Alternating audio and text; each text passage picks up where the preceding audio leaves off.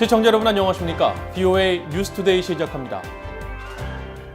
미국의 상원과 하원이 각각 마련했던 국방수권법안을 조율해 최종적으로 합의했습니다.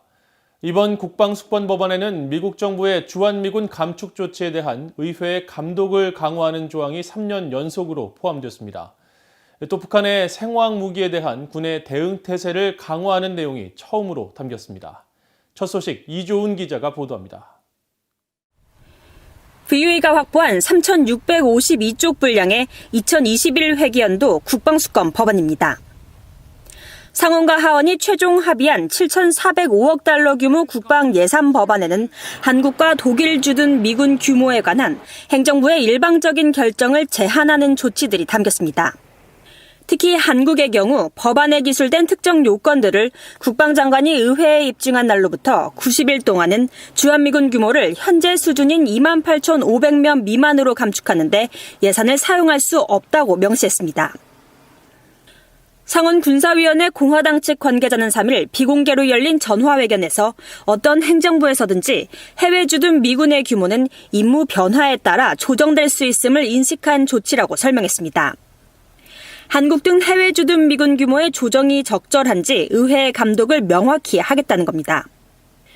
법안은 특히 주한미군 감축이 미국 국가안보 이익에 부합하고 영내 동맹국들의 안보를 심각하게 저해하지 않을 것이며 한국과 일본을 비롯한 동맹국들과 이런 감축에 관해 적절하게 논의했다는 3가지 사안을 의회에 입증하도록 했습니다. 의회는 주한미군 감축에 관한 트럼프 행정부의 일방적인 조치를 우려해 2018년부터 매해 국방수권법에 행정부의 이런 결정에 관한 의회의 감독을 강화하는 조치를 포함시켰습니다. Our committee believes that the U.S. presence there, in cooperation with the Republic of Korea and their armed services, is what has stopped North Korea from starting a war. It is a sufficient deterrent to stop them from being more aggressive than they've been, and we want to maintain that relationship. 이번 국방수권 법안에는 또 하원이 추진한 북한의 생화학 무기 위협에 대한 대응을 요구하는 조치가 처음으로 포함됐습니다. 법안은 미 회계감사원이 북한 생화학 무기 대응을 위한 미군의 준비태세 보고서를 통해 권고한 사안들에 대한 구체적 이행 계획을 법안 발의 1년 이내 의회에 제출할 것을 국방장관에게 요구하고 특정 사유가 없는 한 법안 발의 1년 6개월 이내 실행하도록 했습니다. 법안은 또 중국의 영향력 확장에 대응해 인도태평양 지역 미국 군사력을 대폭 확대하는 취지의 태평양 억지 구상도 마련했습니다. 한 해 22억 달러를 투입해 이 지역 미군 태세와 역량을 현대화하도록 하는 대규모 계획인데 영내 동맹 강화에도 무게를 두고 있습니다. And to the northeast, North Korea remains dangerously erratic, leaving the world with little sense of what tomorrow will bring. And our alliance provides some sense of stability amid that chaos, some sense of security amidst the unpredictability. 도널드 트럼프 대통령은 트위터 같은 대형 정보기술 기업의 법적 보호막인 통신푸비법 230조를 폐지하는 내용이 없다는 이유를 들어 법안 서명을 거부하겠다는 입장을 밝혔습니다. 하지만 상원과 하원은 각각 다음 주 초 본회의를 열어 초당적인 지지로 국방수권 법안을 처리할 것으로 보입니다. BOA 뉴스 이조은입니다. 조 바이든 대통령 당선인은 실용적이고 현실적인 지도자이며 북한 문제도 그 기조에서 접근할 것이라고 존 브레넌 전 CIA 국장이 밝혔습니다. 또 북한과 이란 핵 문제를 키워서는 안 된다는 점도 바이든 당선인이 인식하고 있다고 말했습니다. 조은정 기자가 취재했습니다. 워싱턴의 전략국제문제연구소 CSIS 화상 세미나에 참석한 존 브레넌 전 중앙정보국 CIA 국장은 새로 출범하는 바이든 행정부의 대북 정책은 현실에 기반한 방식일 것이라고 말했습니다. 바이든 당선인은 결코 이념주의자가 아니며 매우 실용적이고 현실적이기 때문에 국제 현안의 장단점을 있는 그대로 따져볼 것이라는 설명입니다. The Biden folks are going to have a realistic approach toward North Korea. They recognize that progress will necessarily have to be incremental. 오바마 행정부에서 백악관 대테러 담당 보좌관과 중앙정보국 CIA 국장을 지냈고 바이든 당선인과도 긴밀하게 일했던 브레넌 전 국장은 그러면서 바이든 당선인이 북한 문제가 악화되도록 놔두지 않을 것이라고 말했습니다. 특히 토니 블링컨 국무장관 내정자와 제이크 설리번 백악관 국가안보보좌관 내정자 등 바이든 당선인의 외교안보팀은 북한과 이란 등 확산 문제에 집중하고 있다고 전했습니다. I think Joe Biden recognizes that you can't allow problems such as North Korea to fester and Iran as well. Because the longer it goes on, the more difficult it is then to resolve or to address the issues of concern. 브레넌 전 국장은 또 북한과 고위급 실무회담 시작이 중요하다며 북한의 신종 코로나 바이러스와 관련한 인도주의적 지원을 제공하면 김정은 위원장이 더 협조적으로 나올 수 있을 것이라는 견해를 밝혔습니다. 이어 바이든 행정부가 미북 핵 합의가 시간이 지나도 유효할 것이라는 확신을 김 위원장에 줘야 한다고 말했습니다. 화상 세미나에 참여한 미국 전문가들은 바이든 정부 초기 북한에 신호를 보내는 것이 중요하다고 강조했습니다. I think strongest messages we can send to some of these other countries, like China, Russia, North Korea, Iran, is that we are getting our act together at home, so that potential challengers or others don't overreach, don't miscalculate and feel overconfident and overreach. 차 석자는 그러면서 중국은 타이완에 대해서, 러시아는 우크라이나에 대해서 지나친 행동을 할 수 있고 북한은 핵과 미사일 실험을 할 수 있다고 전망했습니다.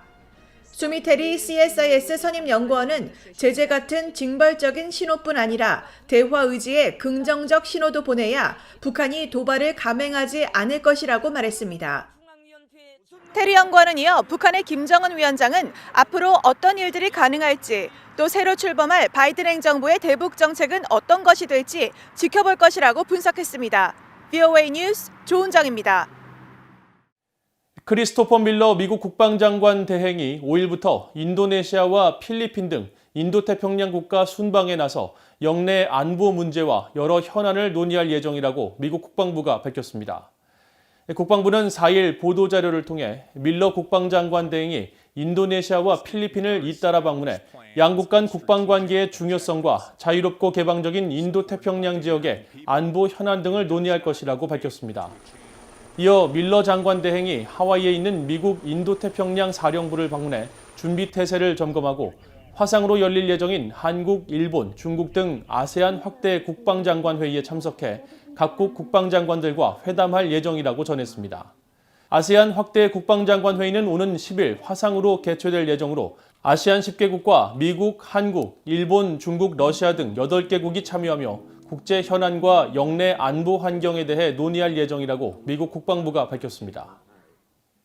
한국에서 북한과 무력 충돌이 발생할 경우 미군과 미군 가족들이 상당한 피해를 입을 수 있으며 미군의 해외 상시 주둔 방식을 순환 배치 방식으로 재검토할 필요가 있다고 미국 합참 의장이 밝힌 것으로 전해졌습니다. 마크 밀리 미국 합참 의장은 지난 3일 미국 해군연구소가 주최한 화상 포럼에 참석해 미군의 해외 배치에 대한 견해를 밝히면서 자신은 미군의 해외 주둔을 강력히 지지하지만 상시 주둔보다 일시적이고 순환에 근무하는 형태를 더 선호한다고 설명했다고 AP통신 등 미국 언론들이 보도했습니다. 보도에 따르면 밀리 의장은 위험에 처할 수 있는 해외 전장으로 미군의 가족을 보내는 관행에 대해 더 체계적이고 엄격한 검토가 필요한 시점이라고 강조하면서 주한미군을 예로 들며 한반도에서 북한과 무력 충돌이 발생할 경우 비전투원인 미군 가족들이 적지 않은 피해를 입을 가능성이 있다고 지적했습니다. 밀리 의장은 그러나 이는 개인적 의견으로 미국 당국 차원에서 충분한 움직임이 있는 것은 아니라고 설명했다고 언론들은 전했습니다. 북한에 정보를 유입하는 것은 북한 엘리트 계층과 주민들에게 자유와 인권의 진정한 의미를 전하는 것으로 최근 한국 국회 상임위에서 여당 단독으로 대북전단 살포 금지법이 통과된 것은 북한 주민들의 인권을 차단하는 것과 마찬가지라고 북한 엘리트 출신 탈북민이 지적했습니다.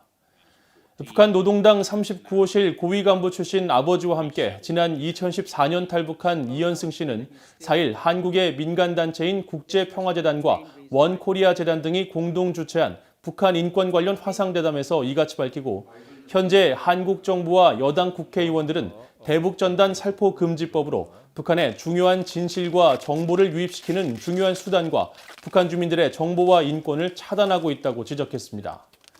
또 북한 자유이주민 인권을 위한 국제의원연맹 공동상임의장인 일본의 나카가와 마사하루 중의원은 탈북자 북송 문제와 관련해 중국 정부의 연맹 차원에서 여러 차례 항의하고 북송 중단을 요청해왔다면서 탈북자들이 국제법에 의해 난민으로 정의되도록 해야 한다고 강조했습니다.